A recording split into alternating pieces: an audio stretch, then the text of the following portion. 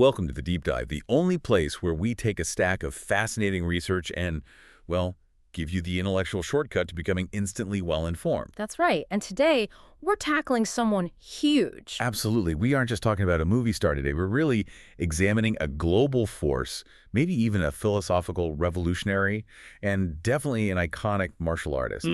His whole life seems defined by this relentless pursuit of ultimate efficiency. A pursuit that sadly ended far too soon. We are, of course, delving into the sources surrounding Bruce Lee. Brickley. And what's just fascinating here as you dig into the research is how his life was just constantly about breaking boundaries, whether they were cinematic, philosophical, or physical. Yeah, the sources really paint this picture of duality right from the start. Duality, relentless self-optimization, that cultural conflict we'll get into, and of course the genesis of Jeet Kune Do, his martial arts system. Which just completely revolutionized combat worldwide. It's hard to overstate that. It really is. Okay, so our mission for you, the learner, is pretty comprehensive today.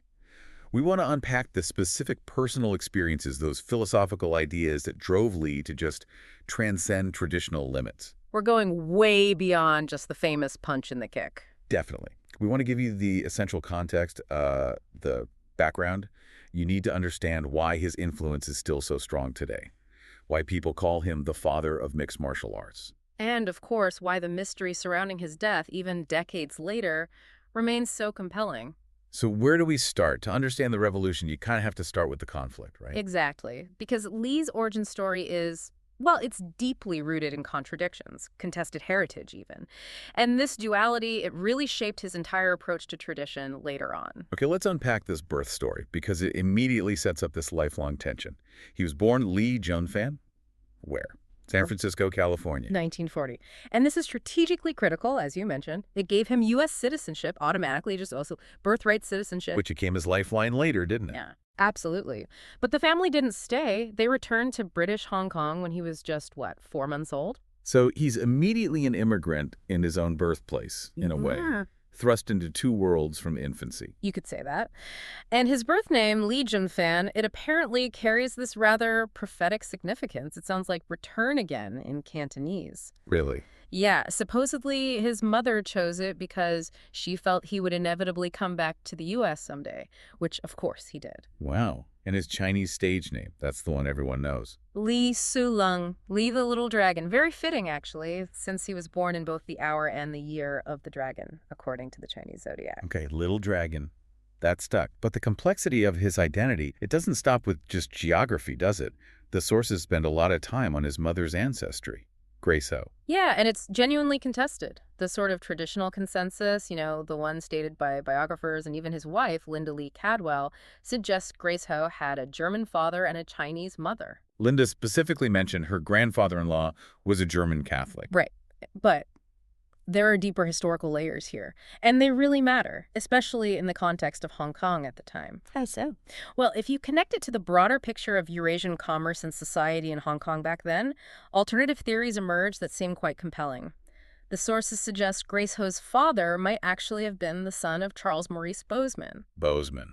Who was he? He was a prominent Dutch-Jewish businessman, originally from Rotterdam.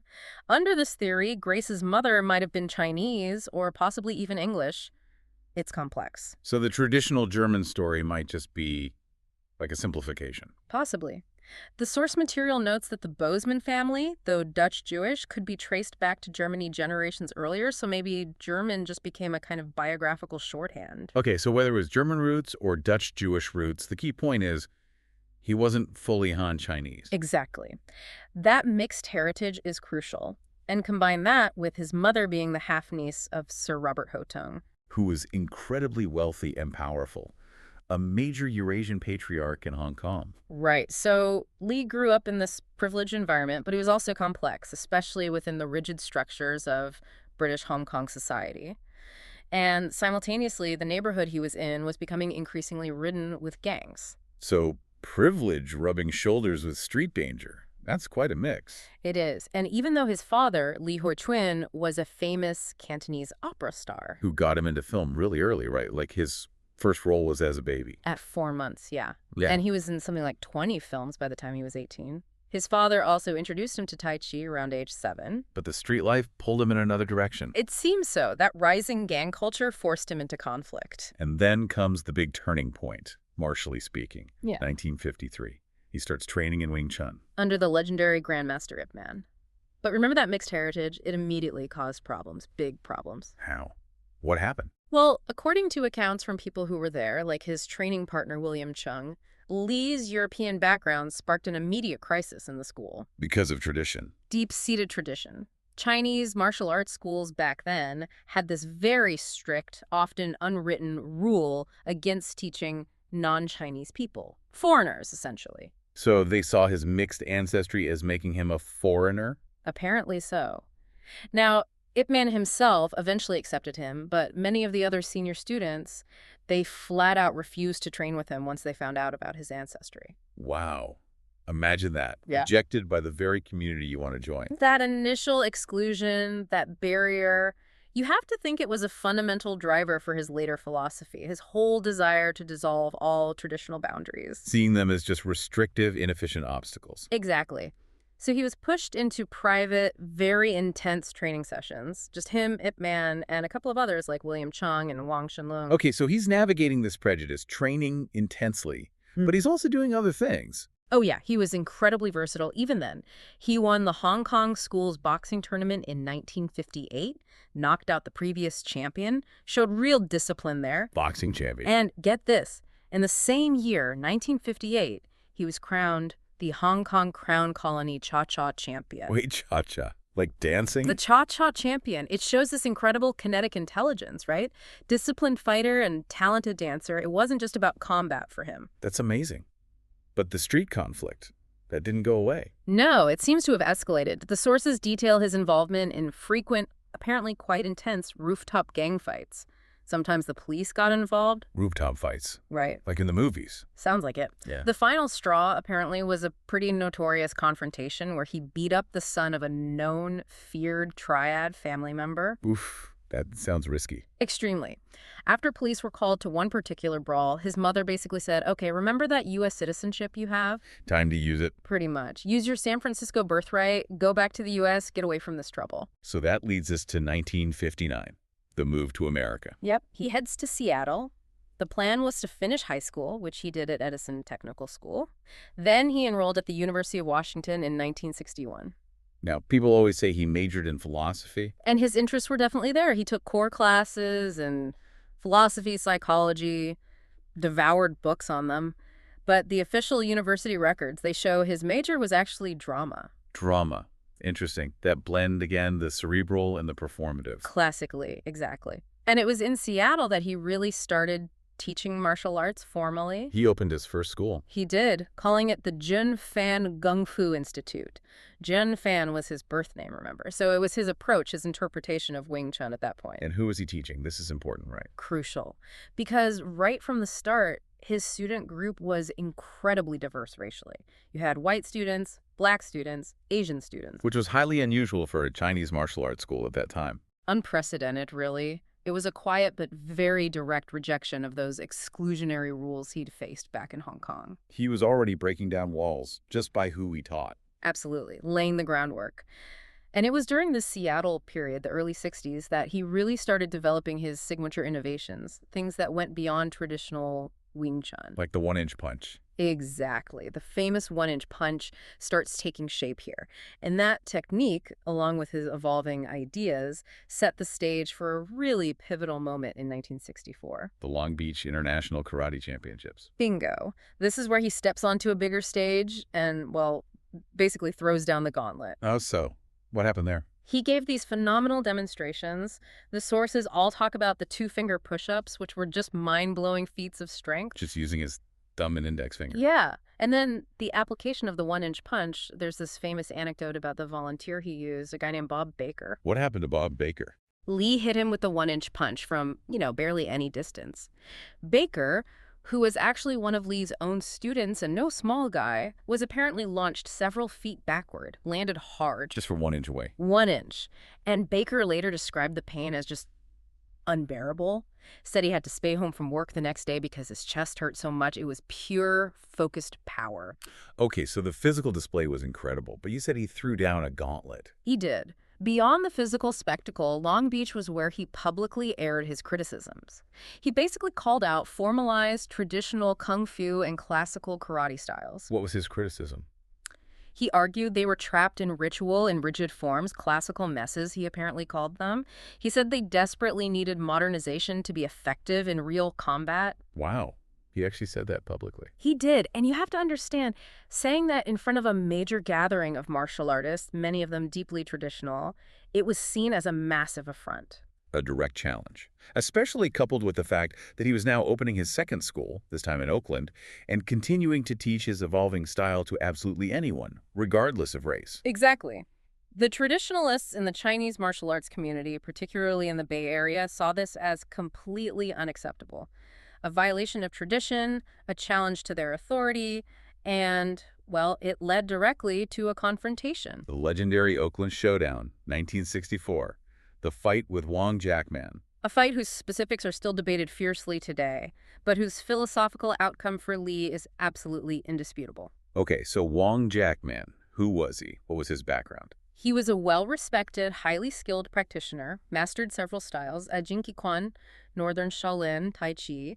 Definitely not someone to be taken lightly. And this private combat match happened.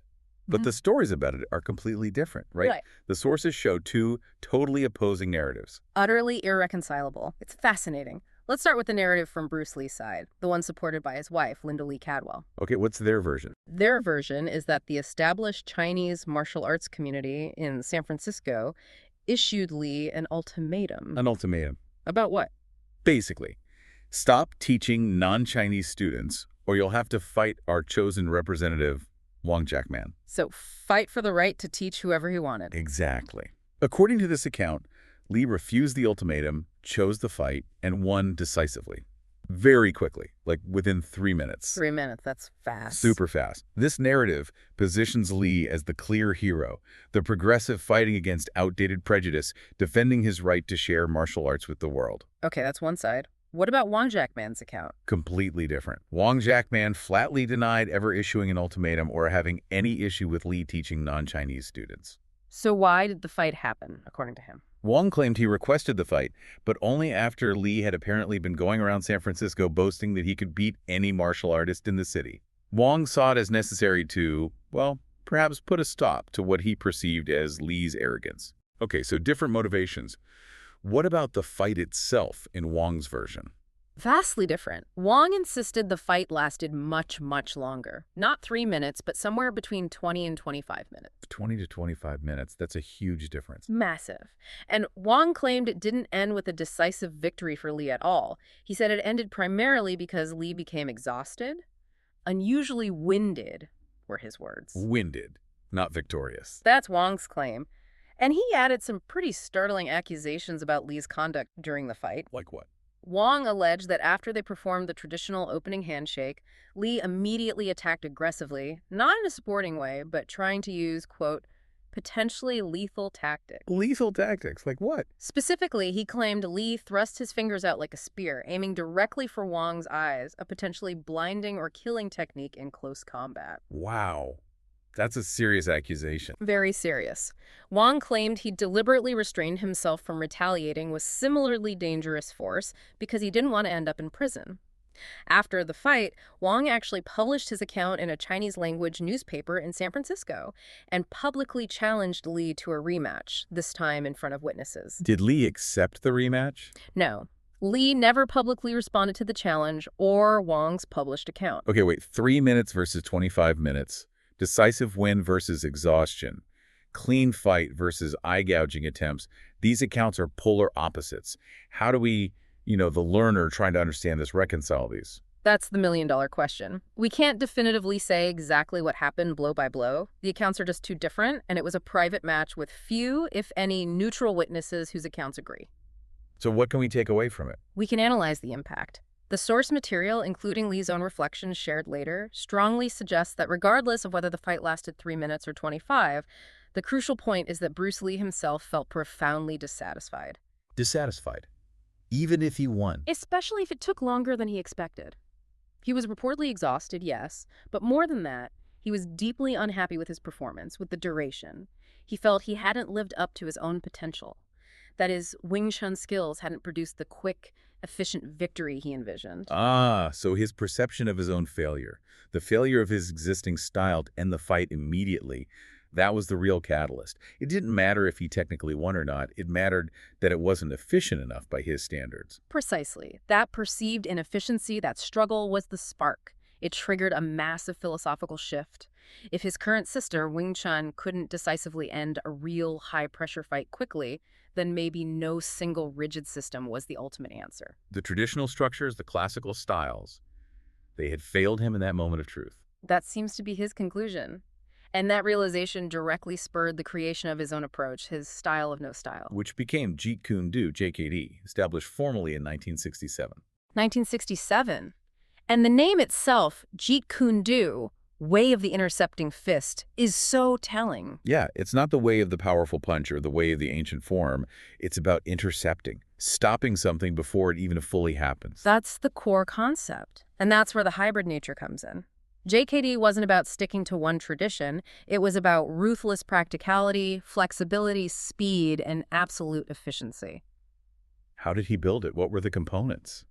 To achieve that interception, Lee basically abandoned the rigid structure of Wing Chun, which had been his foundation.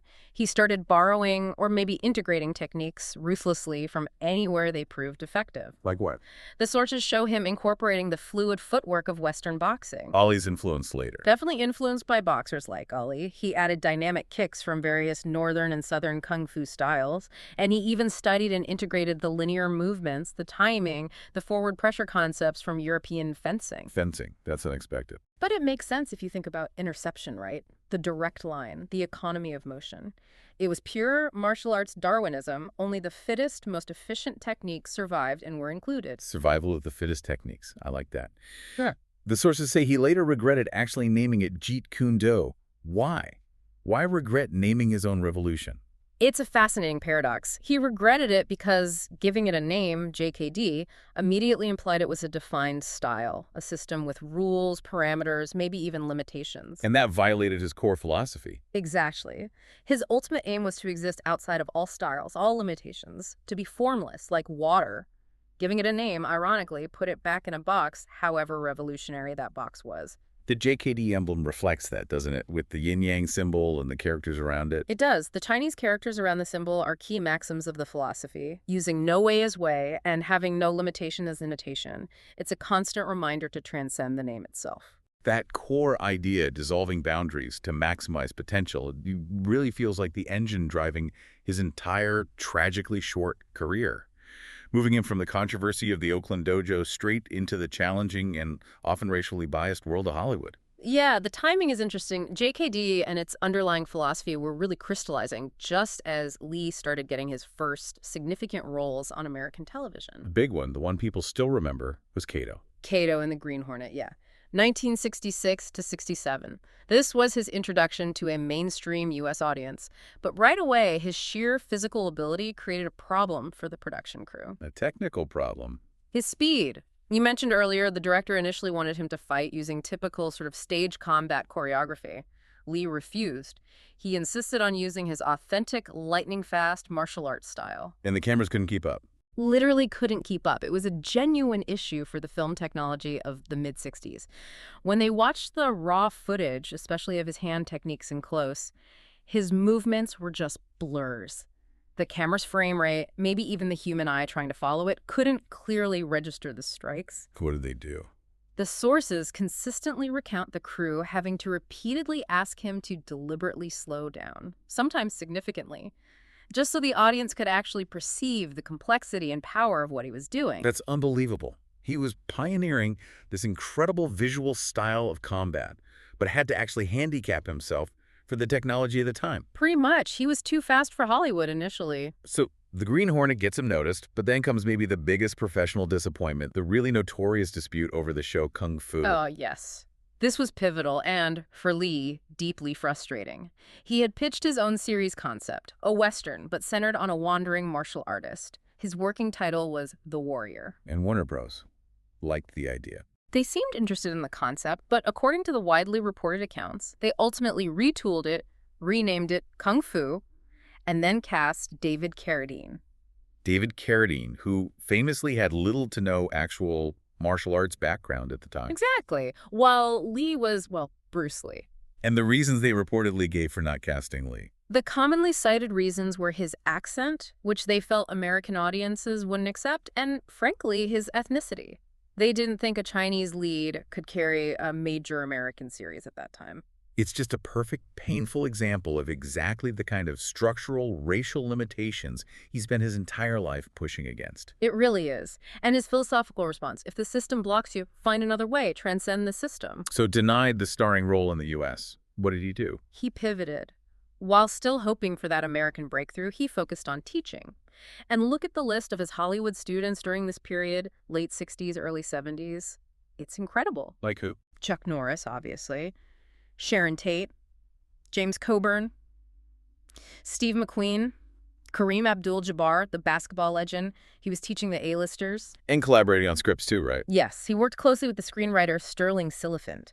They collaborated on the film Marlowe in 1969, where Lee had a memorable cameo smashing up an office. He was also a karate advisor on The Wrecking Crew, starring Dean Martin and Sharon Tate. And they worked extensively on a script called The Silent Flute. The Silent Flute, what was that about? It was meant to be a star vehicle for Lee, co-starring James Coburn, deeply philosophical, kind of a martial arts odyssey designed to showcase Lee's ideas about Zen, martial arts, and self-discovery. It was ambitious. But it didn't get made then. Not with Lee, no. It eventually got made years after his death, retitled Circle of Iron, starring David Carradine, ironically enough. Wow. Okay, so Hollywood is still hesitant. Then comes the return to Hong Kong in 1971. And this is amazing. He apparently returned to Hong Kong not fully realizing the extent of his fame there. How could he not know? Because The Green Hornet, while maybe only a moderate success in the U.S., had been a massive runaway hit in Hong Kong. But they didn't call it The Green Hornet. They called it The Kato Show. The Kato Show. So he was already a huge star there, thanks to Kato. Exactly. He landed back in Hong Kong and was basically mobbed. He signed almost immediately with Golden Harvest, a new, ambitious film studio run by Raymond Chow, who had left Shaw Brothers. And his Hong Kong film career just exploded. Instantly. His first leading role was The Big Boss in 1971.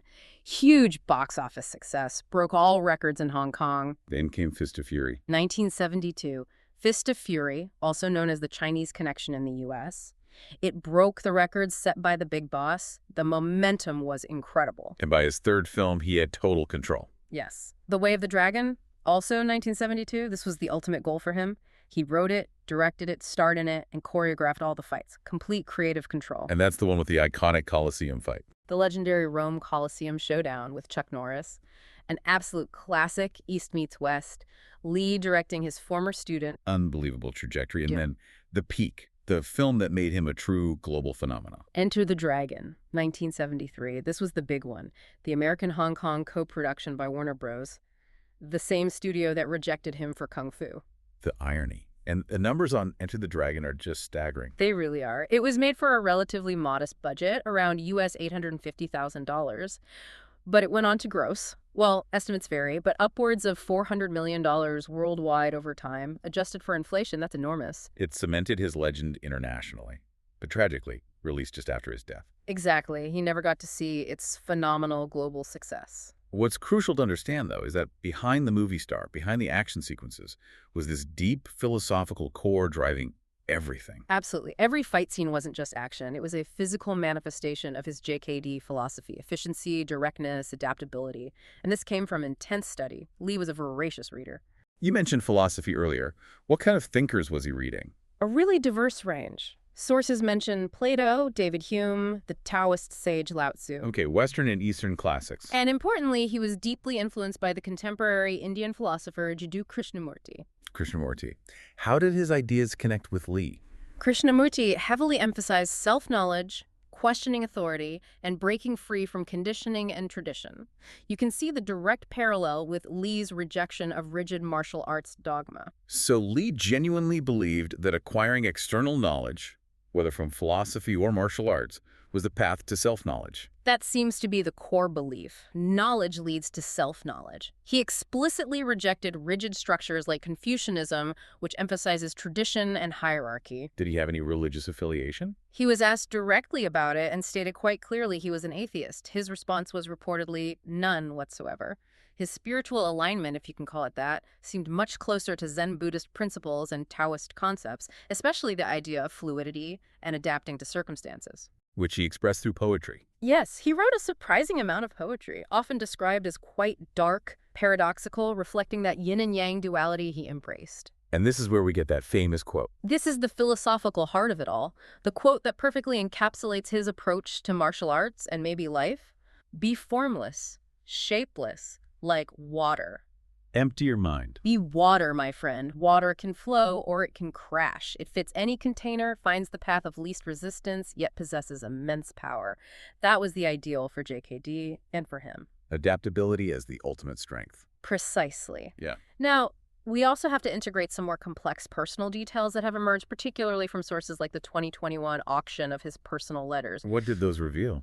Well, they contain handwritten requests from Lee to colleagues sent between 1967 and 1973, asking them to mail him various substances. What kind of substances? The reports mention cocaine, various painkillers, and even psilocybin, the psychedelic compound in magic mushrooms. Wow. Okay. That adds a definite layer of complexity to the image of the perfectly disciplined athlete. It certainly does, and it's relevant context perhaps when we later discuss the questions surrounding his health and his untimely death. Yeah, that detail about reported substance use definitely creates a contrast with the man universally seen as this almost obsessive pioneer of total fitness. Let's really get into his training regimen because he was so far ahead of his time. He really was a genuine pioneer in athletic conditioning for martial artists. Remember that dissatisfaction after the Wang Jackman fight, that pursuit of ultimate efficiency? It led him to heavily criticize most martial artists of his era. What was his criticism? He felt they focused too much on forms, on katas, on technique and isolation, while completely neglecting serious physical conditioning. He saw that as a huge weakness. So what did his regimen look like? It was truly a total fitness approach, Right. way beyond what others were doing. It integrated muscular strength, cardiovascular endurance, and flexibility, all equally important. So running, weights, stretching. All of the above. Regular running for cardio, intensive stretching for flexibility and range of motion, and very specific weight training for functional strength. Now, weight training was controversial for martial artists back then, wasn't it? Many thought it made you slow or muscle-bound. It was. And Lee was aware of that stereotype. That's why his approach was different. He meticulously avoided traditional bodybuilding methods focused purely on building bulk because he knew excessive mass could compromise speed and flexibility. So how did he train with weights? What was the goal? Functional strength, power to weight ratio. He focused on exercises that built explosive power without unnecessary bulk. Think high rep, high intensity workouts, circuit training, designed to maximize his ability to generate force quickly from any angle while maintaining that incredible speed and agility. He treated his body like a high-performance engine. Exactly. Constantly tuning it for optimal performance, not just adding size. And this dedication, it went way beyond just the physical workouts. It extended deeply into his diet and overall wellness practices. Okay, tell us about the diet. What was fueling this engine? He was reportedly obsessed with health foods, consumed a lot of high-protein drinks, often blended himself using raw ingredients, supplements like vitamins, ginseng, bee pollen, royal jelly, things that weren't mainstream health foods back then. Any specific dislikes or things he avoided? He had a notable dislike for dairy products, believed they were inefficiently digested, slowed him down, and he strictly avoided baked goods, refined flour, anything he considered empty calories that didn't contribute directly to performance. So incredibly disciplined eating. Extremely. And it wasn't just physical. He practiced meditation, often first thing in the morning, to cultivate mental focus, clarity, calmness under pressure, ensuring his mind was as sharp and conditioned as his body. This whole physical and mental foundation, it underpinned the development of Jeet Kune Do, right? The system itself reflected this eclectic, efficiency-focused approach. 100%. JTD wasn't bound by national styles or traditions. It was a striking melting pot, borrowing the best from everywhere. We know Wing Chun was the base, initially. What else got pulled in? The sources confirm he seriously studied at least 16 different Chinese martial arts styles. But he didn't stop there. He integrated techniques and principles from Western fencing, as we mentioned. For the interception and linear movement? Exactly. And Western boxing, hugely important. Particularly in the 1960s, he became fascinated with Muhammad Ali's footwork. Ali's footwork. How did he adapt that? He studied Ali's incredible lightness, his shuffling, his angles, his ability to move in and out of range so quickly. Lee systematically adapted that boxing footwork, modifying it to work better for the closer ranges and different stances of martial arts combat. It added a whole new layer of dynamism to his movement. That's a fascinating cross-pollination between giants of different combat sports. It really is. And speaking of specific techniques, he refined the concept of the non-telegraphic punch. The punch with no warning. He worked on that with the Taekwondo master. Yeah, Grandmaster Jae-hoon Rhee, who's often called the father of American Taekwondo, they exchanged knowledge. Rhee taught Lee his powerful sidekick, which became a staple for Lee. And Lee shared his insights on punching mechanics, particularly this idea of eliminating the telegraph. So what is a non-telegraphic punch technically? How does it work? Okay, it's about biomechanics and reaction time. A telegraphed punch has subtle, usually unconscious preparatory movements, maybe a shoulder twitch, a slight shift in weight, tensing the fist before the punch starts. These are the tells that signal an attack is coming. The warning signs. Exactly. The non-telegraphic punch aims to eliminate those tells. You train to launch the strike directly from a relaxed state, with maximum efficiency and minimal preparatory motion. The goal is to execute and complete the punch before the opponent's nervous system can even process the incoming threat and initiate a block or evasion. So the punch literally lands faster than the opponent can consciously react. That's the ideal, yes. It bypasses their conscious reaction loop. And interestingly, Jae-hoon Rhee later took this concept, which he refined and called the acupunch, emphasizing speed and pinpoint accuracy without telegraphing, and taught it to Muhammad Ali. So Lee influenced Ali's punching via Jae-hoon Rhee. It seems there was this fascinating, indirect exchange of knowledge flowing both ways between these icons, mediated partly by Rhee. It shows how Lee was impacting combat sports even beyond his direct teaching. And Lee wasn't just about striking, which is maybe the biggest misconception. This is where the father of MMA title really comes from, right? His integration of grappling. Absolutely critical point. For a striking-focused martial artist in the 60s and early 70s, Lee's dedication to learning and integrating grappling was highly unconventional, almost revolutionary. Why was it so important to him? Pure practicality, efficiency again. He recognized that real fights often end up on the ground or in clinches. Ignoring grappling was ignoring a huge part of potential combat reality. He saw it as a non-negotiable component for genuine self-defense. So who did he train with to learn grappling? He sought out legitimate experts. The sources mention extensive training sessions and knowledge exchanges with renowned judo and wrestling practitioners like the legendary Jean LaBelle. Jean LaBelle, the godfather of grappling. The very same. Also Fred Sato, Wally J., who was a small circle jiu-jitsu master. Lee systematically traded his advanced striking knowledge for their expertise in throws, locks, and submissions. What specific grappling techniques did he incorporate into JKD? Can we trace any? Yes, the sources confirm he integrated various fundamental techniques. Things like judo throws, the classic sotogari, major outer reaping foot sweep, is often mentioned. He worked on essential arm locks, chokeholds, trapping techniques from Wing Chun adapted for grappling scenarios. So he wasn't just learning defensive grappling, but offensive techniques too. Definitely. He understood the need to control or submit an opponent if the fight went there. Now, he acknowledged that complex grappling exchanges maybe weren't as visually spectacular for movie choreography as his striking. Right, less flashy than a flying kick. Exactly. But for real-world effectiveness, for surviving a street encounter where someone might try to tackle you or grab you, he considered grappling knowledge absolutely essential. And this principle take the best, most effective techniques from every discipline, striking, grappling, whatever, regardless of origin. That is the philosophical cornerstone of modern mixed martial arts. It all loops back to his early experiences, doesn't it? Those rooftop fights in Hong Kong. You have to assume that was a major influence. The sources describe that street fighting culture in 50s, 60s Hong Kong as being fueled by high crime rates and somewhat limited police presence in certain areas. Fights could be brutal, unpredictable, high stakes. No referees, no rules? Pretty much. He would have been forced from a young age to figure out what actually worked. instantly and effectively, in a chaotic, dangerous environment where help wasn't necessarily coming. That kind of pressure cooker shapes your perspective on efficiency very quickly. And that gritty realism is reflected in the techniques he became famous for, techniques we still see today. Absolutely. From the almost mythical two-finger push-up demonstrating core strength to the explosive one-inch punch showing focused power, and then signature JKD moves like the oblique kick. The kick to the opponent's knee or thigh. Yeah, aimed at disrupting their base, stopping their forward motion. JKD called it Jeet Tech, the intercepting kick. It's become a staple, sometimes controversial tactic in modern MMA. Popularized by fighters like John Jones, right? John Jones is probably the most famous recent proponent, but it comes directly from Lee's arsenal. And footage exists, say, from the 1968 Long Beach Championships, showing Lee demonstrating his techniques live. Reports from observers said his speed and power were as fast and furious as anything in Lee's films. So the movie persona wasn't just movie magic, it was real, just amplified. It was an amplified, maybe slightly slowed down for the camera version of his actual incredible fighting prowess. Okay, so we have this narrative of relentless drive, groundbreaking philosophy, peak physical conditioning, which makes his sudden death in 1973 just so shocking.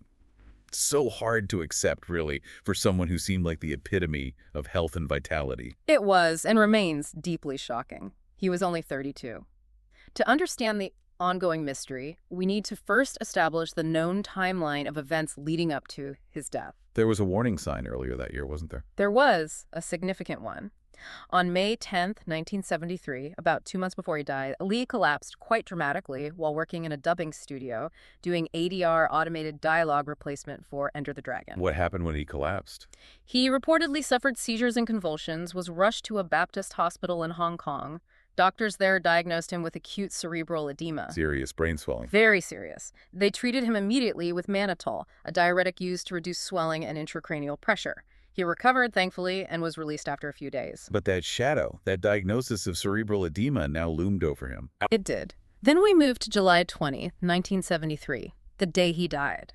What happened that day? He was meeting with film producer Raymond Chow to discuss his next planned movie, Game of Death. Later in the day, they went to the apartment of Betty Ting-pei, a Taiwanese actress who was also set to star in the film. They were working on the script. Discussing the script, yes. At some point, Lee complained of a headache. Betty Ting-pei gave him a painkiller called Equigesic. Equigesic, what's in that? It's a combination drug. Contains a tranquilizer or sedative called meprobamate and aspirin, fairly common prescription painkiller at the time. Okay, so he took the Equigesic for a headache. And decided to lie down for a nap around 7:30 p.m. Later that evening, Raymond Chow came back to the apartment planning to go out to dinner with Lee, but Lee wouldn't wake up. Couldn't wake him at all. Couldn't rouse him. They called a doctor who tried unsuccessfully to revive him for about 10 minutes. Then they rushed him by ambulance to Queen Elizabeth Hospital, but it was too late. Bruce Lee was declared dead on arrival. 32 years old. Yes. Unbelievable. What was the official cause of death? The official autopsy was performed by a respected senior British pathologist, Dr. Donald Tier. His conclusion was death by misadventure. Misadventure, meaning? Meaning an accidental death caused by a voluntary act in this case, taking the Equigesic that unexpectedly went wrong. The specific cause cited was, again, acute cerebral edema, massive brain swelling. How much swelling? The autopsy report noted a significant increase, something like 12.5% or 13% in brain weight compared to normal due to the fluid accumulation. And what did Dr. Tier conclude caused this fatal swelling? His official finding was that it was due to a hypersensitive allergic-type reaction to one or both of the compounds in the Equigesic tablet, either the meprobamate or the aspirin or the combination. So official cause. Allergic reaction to painkiller leads to fatal brain swelling. Seems straightforward, but... But with an icon like Bruce Lee dying so young, so suddenly, under slightly unusual circumstances in another woman's apartment, that simple explanation was never going to satisfy everyone, especially given the earlier collapse in May. Right. So the theory started immediately. Instantly. Sensational theories took root almost overnight. Conspiracy theories involving angry martial arts rivals, offended traditionalists, even the Hong Kong triad seeking revenge for some perceived slight. There were rumors of a secret touch of death technique, or dim mak. Even theories about a family curse, given his father had also died relatively young. Okay, those sound like, well, conspiracy theories. But what about more plausible clinical explanations that have emerged since 1973? The science has advanced, our understanding has advanced. Absolutely. And that's where it gets really interesting for the modern learner looking back. Several more scientifically grounded hypotheses have been proposed over the decades, attempting to provide a more complete explanation for why the cerebral edema occurred. Let's look at those. What about the potential role of drugs, given those letters we mentioned? That's definitely a factor researchers have considered. While the autopsy did find trace amounts of cannabis in his stomach, the official finding by Dr. Tier and other clinical pathologists at the time was that this was not the cause of death. The levels were too low. But the existence of those letters, requesting other substances like cocaine, psilocybin, painkillers, over several years, does that change the picture? It adds context. It suggests a pattern of using various substances, perhaps to manage pain from injuries, stress, or for other reasons. While none were directly implicated in the autopsy as the cause, ongoing or recent substance use could potentially affect his overall health, his metabolism, his body's reactions. It's a variable that wasn't fully known or perhaps considered back then. Okay, so substance use is a background factor. What about other major theories? There was one about heat stroke, right? Yes, the heat stroke hypothesis. This was detailed extensively in the 2018 biography Bruce Lee, A Life by Matthew Polly. Polly argues compellingly that the fatal cerebral edema wasn't caused by the aquagesic at all, but by heat stroke. Heat stroke. How would that work? Hong Kong's hot, sure, but Polly connects it to Lee's incredible physical exertion levels, the hot Hong Kong climate in July, and crucially, a specific medical procedure Lee had undergone shortly before his death. what procedure? Apparently, in late 1972 or early 1973, Lee had the sweat glands under his arms surgically removed. Removed. Why would he do that? Reportedly for cosmetic reasons, maybe he felt it looked better on camera not to have sweat stains.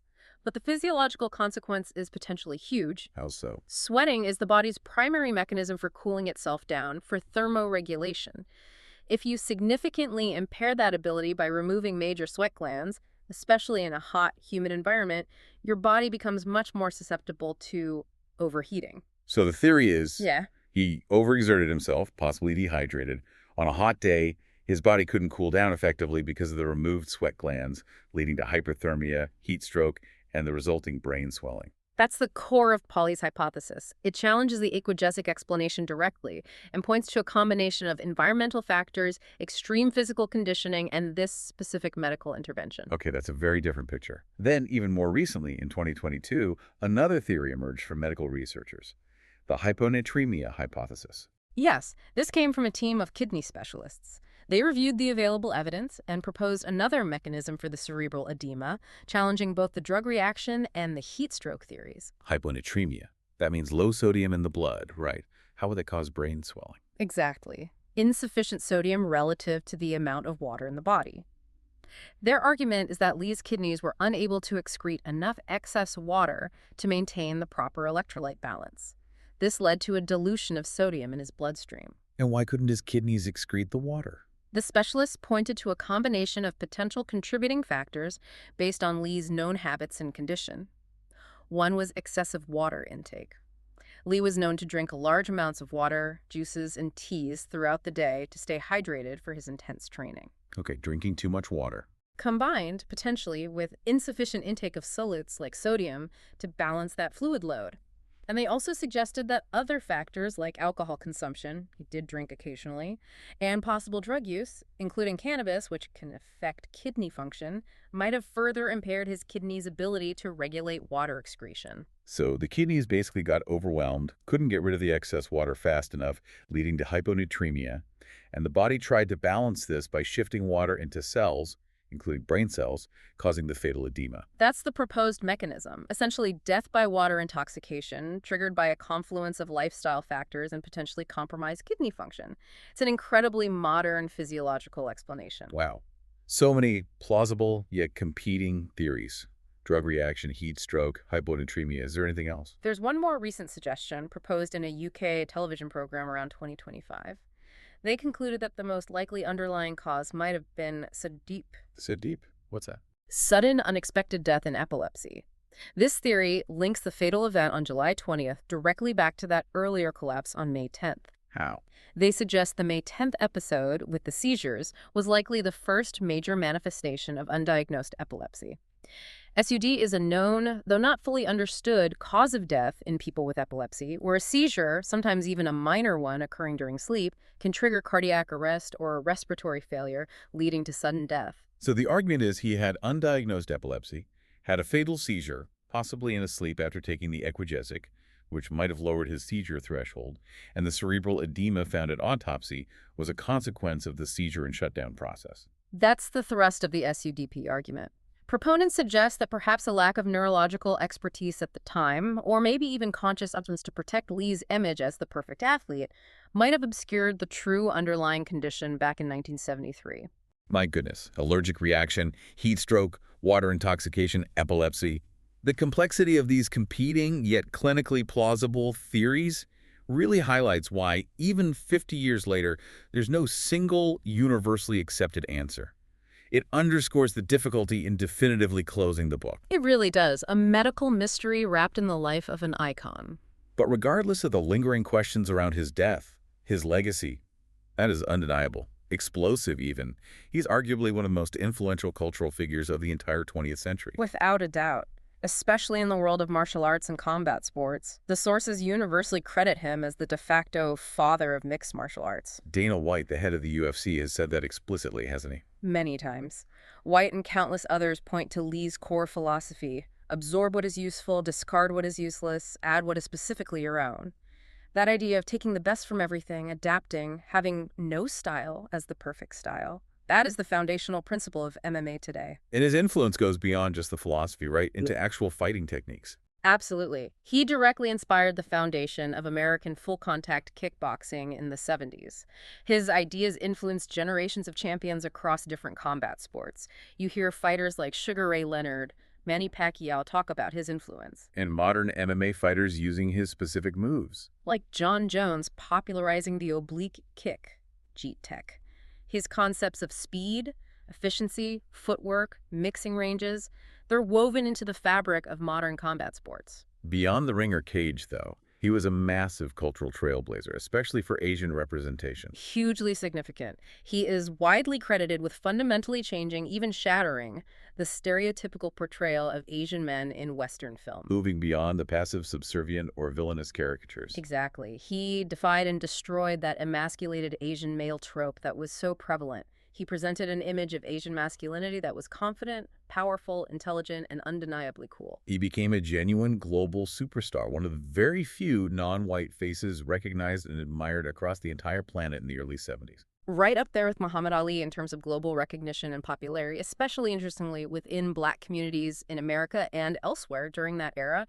He became this potent symbol of non-white power and pride. And his influence just permeates pop culture everywhere, even in unexpected places. Oh, absolutely. Marvel Comics characters like Shang-Chi and Iron Fist owe a huge debt to the kung fu craze Lee ignited.